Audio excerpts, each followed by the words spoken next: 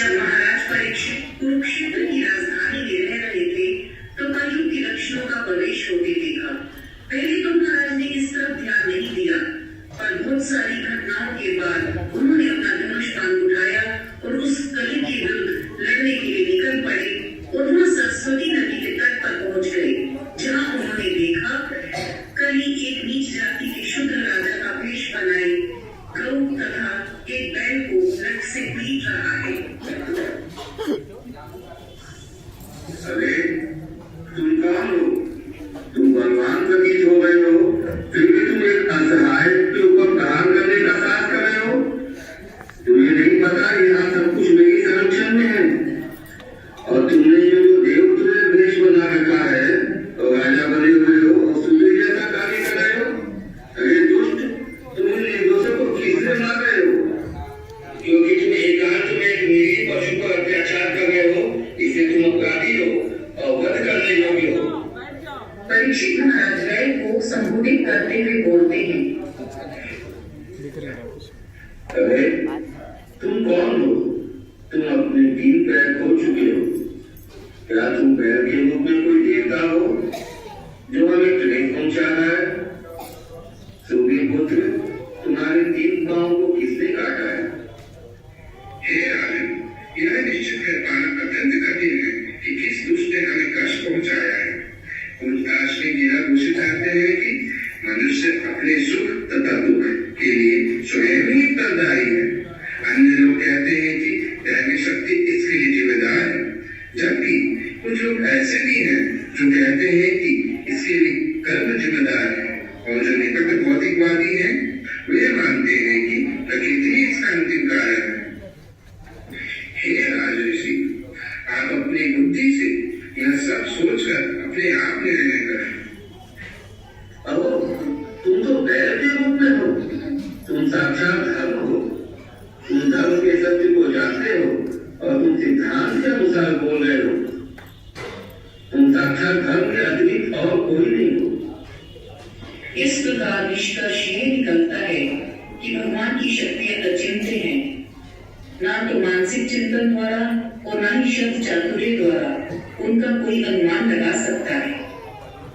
महाराज, सतयुग ने मेरे चारों पैर तपस्या, पवित्रता, दया तथा सच्चाई के चारों नियम द्वारा स्थापित थे, किंतु अहंकार, काम वासना तथा नशे के रूप में अधर्म के कारण मेरे 3 पैर टूट चुके हैं।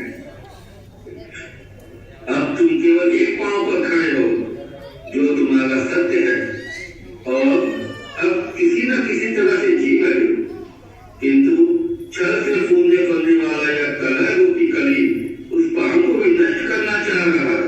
महाराज, मैं भी भगवान द्वारा परितप्त होने के कारण दुखी हूँ और एक शासक जैसे स्वांग करने वाले निम्न जाति के पुरुषों द्वारा शासित तथा भोग्य हूँ। इस प्रकार 1000 शत्रु से अकेले लड़ने वाले महाराज परीक्षित ने धर्म तथा पृथ्वी को सांत्वना दी और कलि का वध करने के लिए तलवार निकाल ली। दुष्ट, आज मैं तुम्हें समाप्त कर दूंगा। तुम असहायों को कष्ट पहुंचा रहे हो। महाराज, मैं आपकी शरण में आया हूँ, कृपा करके मुझे अपने राज्य में जगह दीजिए। हम अर्जुन के यश की तुम्हारी कहानी है, और चूंकि तुम हाथ जोड़कर मेरी शरण में आए हो, अतः तुम्हें अपने प्राणों का भय नहीं होना चाहिए। लेकिन तुम नए राज्य में नहीं रह सकते, क्योंकि तुम अधर्म के मित्र हो। तुम्हारे रहने से लोभ, असत्य, प्रकृति, अशिष्टता, विश्वासघात, दुर्भाग्य, कपट, कलह और धर्म जैसे अधर्मों का बोलबाला हो जाएगा।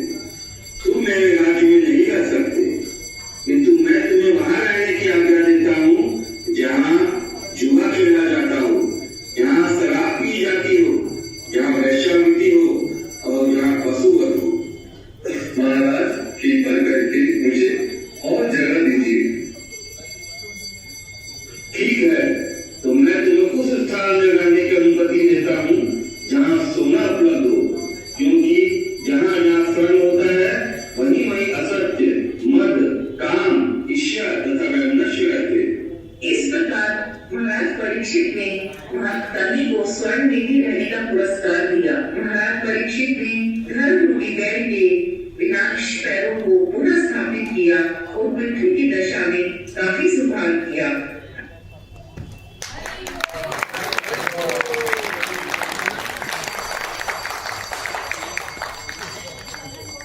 हरे कृष्णा। कैसा लगा सबको? हरि बोल। चारों बच्चों ने बहुत मेहनत की, फेस मास्क बनाया धृति ने, और मतलब मिला जुला प्रयास था टीम का, इन लोगों का। एक बार सब जोरदार तालियां बजाइए। मैं मयंक हूँ और मैंने श्री राजा परीक्षित का किरदार लिखा है।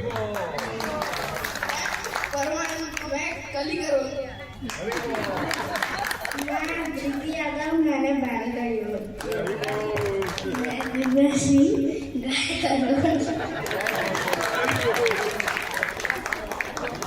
एक बार फिर श्री प्रभुपाद की